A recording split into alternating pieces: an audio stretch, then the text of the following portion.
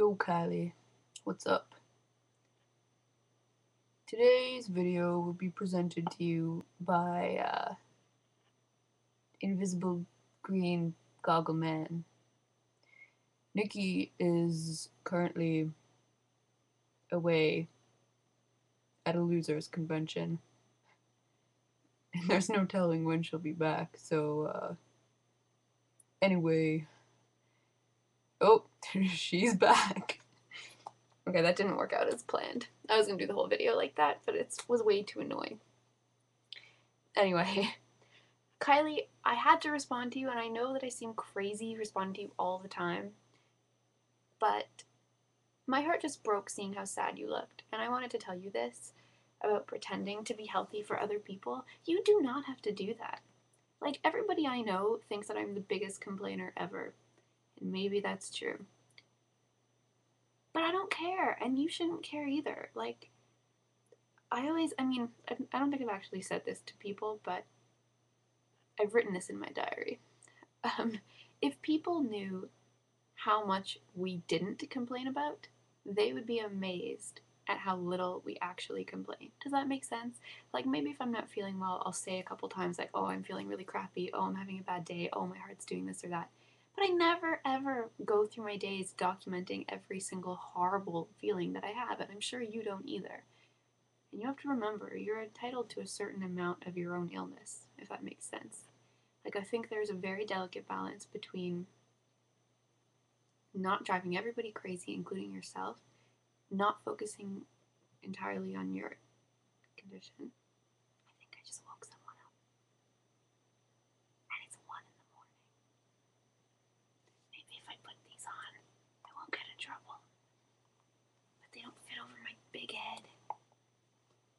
Anyway, there's a fine line, but the point is, you don't owe anybody anything. And if you want to complain and feel crappy, that is exactly what you should do. And you are an amazingly strong, wonderful person, and you should never feel bad about POTS beyond like having to feel bad because you have it.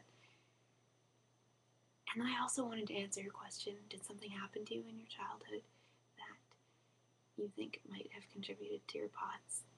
Look how dark it is. I'm doing this in the dark because I don't want to arouse suspicion with my lights on in case somebody's up, which I think they are.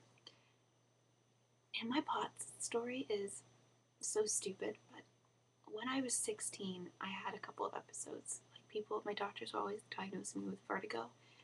And then one day I dropped down to tie my shoes and got really sick. And then it went away and I didn't hear from it again.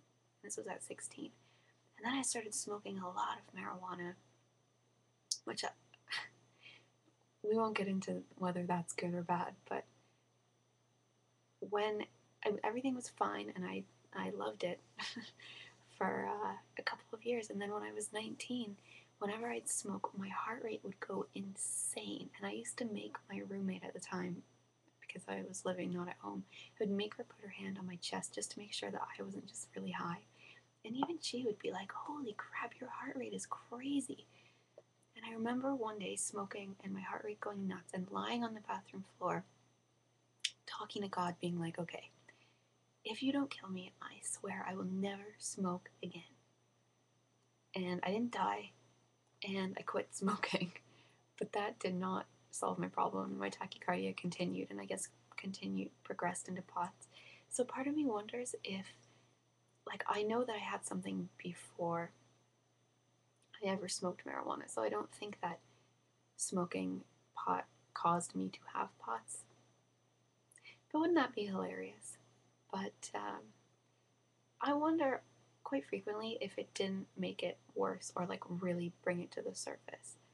And even though I quit smoking when I was 19, and I still continued to like have a reasonably normal life until I was about 21, and that's when things started to get really bad with me. So I don't think that pot was a major thing, but I always wonder if it didn't sort of light the spark. So yeah, and then I'll just share a bug story with you. And I know I look like really crummy because I'm about to go to bed. I'm not wearing makeup, but we have a pool in the backyard, and when we moved into the house, and no, I guess I shouldn't pretend I just did this when I was younger. I still do this. I used to love Baywatch when I was a kid. So I just lie on the ground in the backyard with my face on the bricks at eye level with the top of the water, looking for bugs that had fallen into the pool that were like struggling with their little legs. And I guess you'd think they would be good swimmers with that many legs, but they're not. Um, and I would pretend that I was like David Hasselhoff or someone on Baywatch. And when I would see a bug struggling, I would grab a leaf off of a tree and save it from the pool. And I had like this, I had rows of hospital beds made out of leaves, and I would lie on the floor making sure all the bugs were okay. So maybe that's just another symptom of POTS.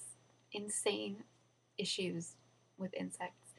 And I've only ever killed one bug, well, two, consciously. Once there was like this bug crawling along my desk, and I put a cup on it to try and save it and take it outside, but I accidentally put the cup on its body and decapitated it. And then another time I remember being really sick and just having a horrible day, and there was this fly buzzing around, and I warned it to leave me alone, and it didn't. And so, in a fit of rage, I just smacked it with something and I killed it. But other than those two incidences, I'm a vegetarian. I don't kill bugs, on purpose anyway. Anyway, I hope you feel better soon. You look, like I said, really sad, and you shouldn't, and I hope you feel better. So, from me and from my goggle, oh, you can see my hands. Oh, forget it. That's what I get for being white. Anyway, I hope you feel better. Take care of yourself, and bitch all you want, girl. Bye.